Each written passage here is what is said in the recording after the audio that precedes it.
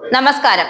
2026 കേരള സംസ്ഥാന നിയമസഭാ തിരഞ്ഞെടുപ്പിൽ വിജയ സാധ്യത കൂടുതലുള്ളത് ഇപ്പോഴും ഇടതുപക്ഷത്തിന് തന്നെയാണ്.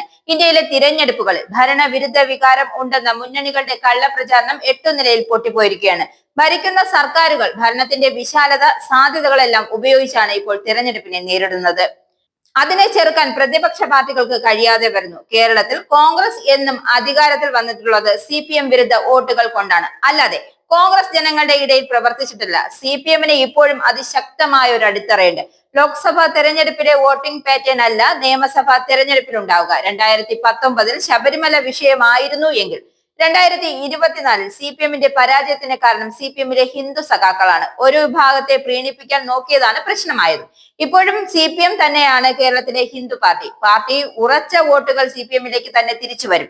അതിനുള്ള പദ്ധതികൾ അവർ ചെയ്യുന്നുമുണ്ട്. പാലക്കാട് കോൺഗ്രസ് ജയിച്ചത് SDPI എന്ന ഭീകര സംഘടനയുടെ പിന്തുണയുടെ എന്ന അവകാശവാദവും മുനമ്പം വിഷയവും ഗുണം ചെയ്യുക CPMന് തന്നെയായിരിക്കും. യാക്കോബായ ഓർത്തഡോക്സ് സഭാ തർക്കമൊക്കെ രമ്യതയിലെത്തിക്കാൻ CPMന് വലിയ ശ്രമങ്ങൾ നടത്തുന്നുണ്ട്. കോൺഗ്രസിനെ നിയന്ത്രിക്കുന്നത് മുസ്ലിം ലീഗും ജമാഅത്ത് ഇസ്ലാമിയും SDPIയും ഒക്കെയാണ് എന്നത് പരസ്യമായ രഹസ്യമാണ്.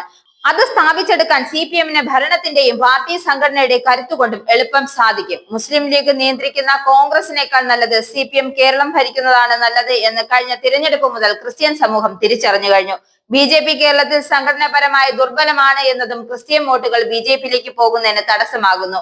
അവിടെയും നേട്ടം കൊയ്യാൻ പോകുന്നത് CPM തന്നെയായിരിക്കും. ഇനിയിപ്പോൾ CPM ക്ഷേമ പെൻഷൻ കുടിശ്ശിക മുഴുവൻ കൊടുത്തു തീർക്കും. അതുകൂടാതെ കിറ്റ്, ക്ഷേമ പെൻഷൻ വർധനവ് തുടങ്ങിയ സൗജന്യ പദ്ധതികൾ പ്രഖ്യാപിക്കും.